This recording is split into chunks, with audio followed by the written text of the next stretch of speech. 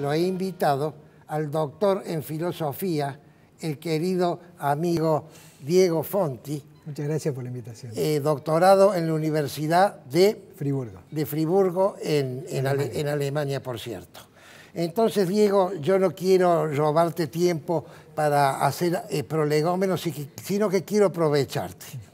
Primer tema, me gustaría que hagas alguna reflexión sobre un proceso que a mí me apasiona, que es el paso de la idea abstracta a la palabra que ya la concreta y la corporiza. Que también podría ser al revés.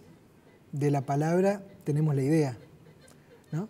Porque una vieja discusión en la Edad Media era cuál es la realidad de aquello que nosotros con el lenguaje estamos tratando de indicar.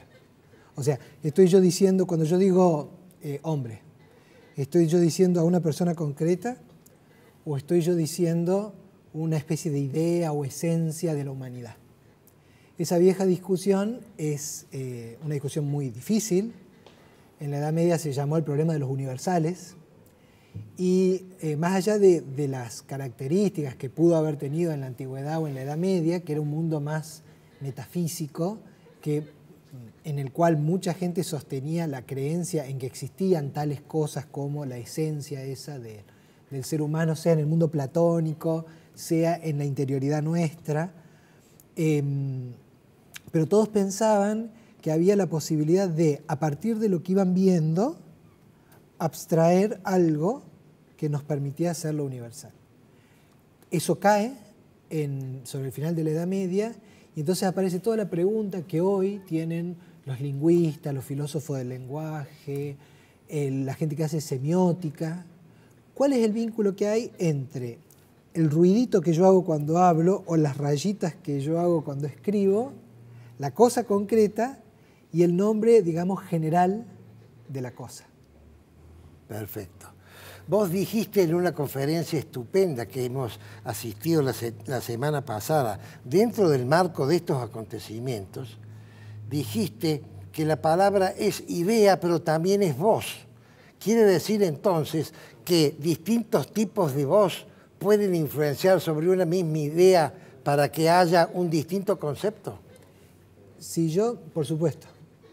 En la conferencia hablábamos del caso concreto de Maimónides, pero uno lo puede pensar en muchos otros pensadores, ¿no? Lo que le llaman el fonema. Fonema es la expresión, la voz que yo enuncio cuando estoy diciendo algo. Yo, por ejemplo, puedo decir, sí, me gustó mucho la fiesta. O puedo decir, me encantó, me gustó mucho la fiesta. Dije lo mismo, pero no dije lo mismo. Mi expresión corporal también habla, mi lenguaje físico habla. El lenguaje no es solamente la enunciación neutra del texto, sino que el texto tiene un contexto. Y el contexto tiene aspectos que pueden ser interpretables. Por ejemplo, cuando uno va a antiguos textos y dice, bueno, cuando, qué sé yo, para poner el caso, no sé, de la Biblia, un texto escrito 1000 años antes de Cristo, ¿qué quería decir tal cosa? Entonces, ahí aparecen la gente que hace exégesis, los arqueólogos, los lingüistas, los que estudian hebreo. Ahora, esa enunciación, después en el tiempo, que se repite, tiene otras formas de expresión con otros efectos. Y a nosotros nos interesa, no solamente a quien le interese saber el contexto original de la enunciación, sino por qué se usó en otro momento con otra finalidad. Bueno, y ahora te voy a la pregunta del millón, Diego, porque fue lo más interesante de la conferencia. Ahí dije, lo voy a invitar a Diego al programa. ¿Quién, cuándo o cómo se dice esto que yo estoy leyendo lo debo interpretar en sentido literal o lo debo interpretar en sentido figurado? Te recuerdo que esta pregunta que te estoy haciendo generó guerras por 2000 años. Por supuesto, por supuesto. Bueno, yo creo que el caso que nosotros conversábamos era de Maimónides, y Maimónides ciertamente sufrió por eso con la expulsión de los almohades y demás, pero ciertamente una de las grandes problemáticas es la lucha, el conflicto por la interpretación. ¿Y quién va a tener el primado de la interpretación. Y esto es interesante porque cuando uno lee un texto, de cualquier tipo, pero pensemos sobre todo en los textos del ámbito religioso, que son donde aparecen los grandes conflictos, que también puede aparecer en el ámbito jurídico, ¿no? Sí, no, o en un texto literario de leer el Quijote. Por supuesto, por supuesto. Lo que pasa es que es verdad que el conflicto fuerte, está más violento, en la Biblia o en la Torá, que es lo mismo. En la Torá o en el Corán. O en el Corán. Y también, ¿por qué no?, en la interpretación de algunas leyes, ¿no? Bueno, pero quedémonos con los textos religiosos. ¿Qué hacen los que estudian este tipo de temas? Bueno, algunos dirán, ¿cuál fue la intención del autor que escribió eso? O los autores, porque además es una larga... creo que uno de los grandes aportes que hacía Maimónides, pero también toda la hermenéutica crítica, los estudios críticos literarios, históricos de esos textos sagrados, es desmontar las creencias de que hubo un solo autor, una sola intención, ¿no? Un solo núcleo de... Bueno, supongamos la escuela de autores. ¿Cuál ha sido la intención de la escuela de autores? No, lo que podemos decir es esto. Aunque hubiera habido un autor concreto, que nosotros tuviésemos esa especie de ojo claro, de lograr atravesar hasta la intención de esa persona, eso es poco interesante. Es mucho más interesante saber cuáles fueron los efectos que esa afirmación tuvo en el tiempo y qué tipo de verdades construyó, qué juegos de poder, de sentido creó. Voy a poner un ejemplo para ir por otro lado. Edipo. Edipo, yo doy clase en la Facultad de Psicología, en la Universidad Católica, en la Cátedra de Antropología Filosófica. Ha sido vicerrector, me he olvidado de explicar que el doctor ha sido vicerrector de la Universidad Católica de Córdoba. Bueno, yo les decía, por ejemplo, Edipo. ¿Cuál es el sentido de Edipo en el mundo griego? Bueno, posiblemente, claramente, la prohibición del incesto, que es una norma aparentemente casi universal. No es universal, pero es casi universal. Ahora, con el correr del tiempo, esa norma empezó a tener, por ejemplo, la forma de un mecanismo probatorio jurídico. Hasta llegar a Freud, que es, digamos, por decir así, la inspiración, desde donde se explica la estructura del inconsciente.